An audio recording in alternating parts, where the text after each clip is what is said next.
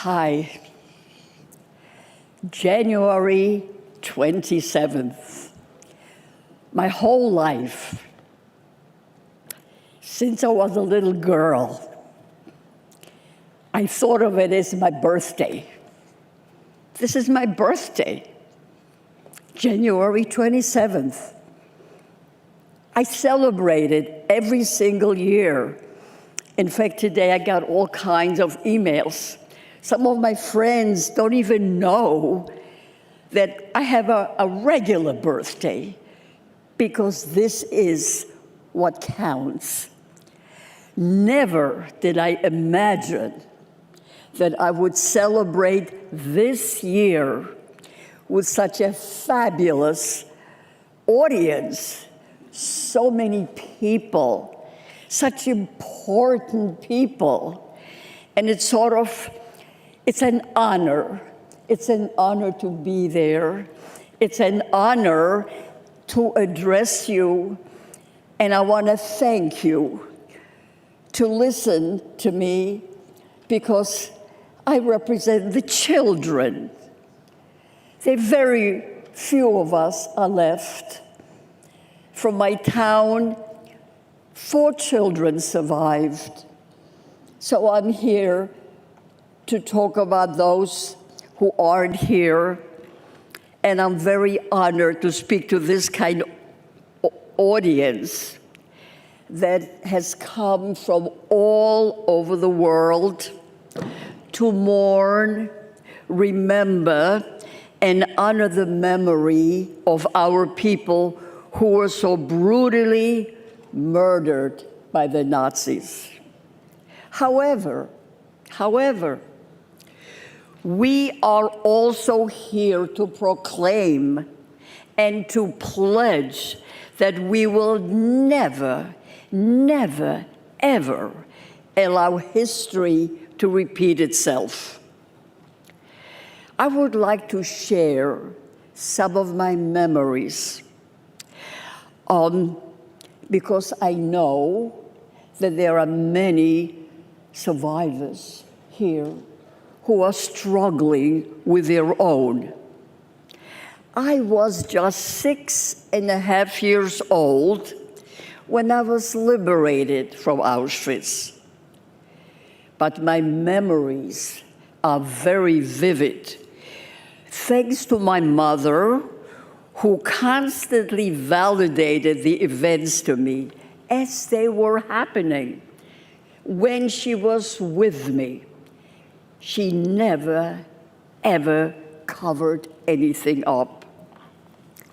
I remember as a 5.5-year-old child watching from my hiding place in Auschwitz labor camp as all my little friends were rounded up and driven to their deaths, while the heartbreaking cries of their parents fell on deaf ears.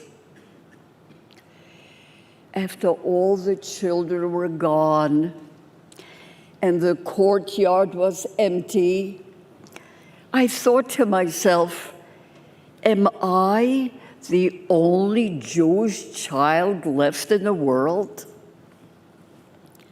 Shortly thereafter, we were loaded into cattle cars.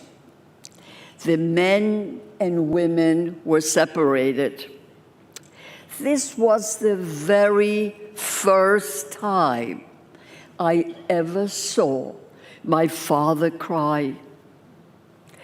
Up until then, no matter what horrors, no matter what happened to us, we were together, the 3 of us. We were a family. But now, he was sent to Dachau, and my mother and I here to this camp, Auschwitz-Birkenau. Hot, hungry, thirsty, and very terrified, I held on tightly to my mother's hand in the dark cattle car for countless hours, while the cries and the prayers of so many desperate women permeated my soul and haunt me to this day. Finally, we arrived at Auschwitz, a gloomy Sunday with a sky obscured by smoke and a terrible stink hung in the air. And there were rows and rows of naked women all around me. What are they looking for? I asked my mother as I too was naked. And I tried to avoid the gleam of the German shepherd's teeth and their eyes. I was their height, so I can see them completely. I can still see their eyes to this day. My mother answered me, diseases. But if we are ill, she didn't have to finish. She pointed to the smoke right by the entrance. I knew at 5.5 what that meant. We all knew. As I was being beaten mercilessly by a guard for fidgeting, for not being able to stand still for hours at an appel, a roll call, I looked into my mother's eyes. She was standing next to me, silently, and she was pleading with me, don't cry, hold on. And I didn't. I recall thinking, I will never let them know how much they are hurting me. At 5.5, I had the rebellion in me. I will not show them. I will not let them know the pain they're inflicting on me. I am sure that many of you here who are Holocaust survivors have their own memories, and you remember when your entire being rebelled, but you felt powerless, abandoned, so you just had to resign. On an icy, windy day, I stood and watched helplessly as little girls from the nearby barrack were marched away, crying and shivering, to the gas chamber. They were covered with rags, and some of them didn't even have any shoes and were walking barefoot in the snow.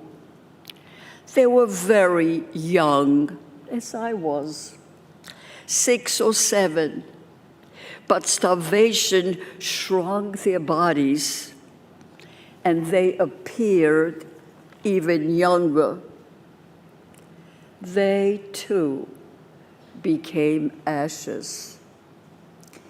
Is my barrack next? I silently wondered.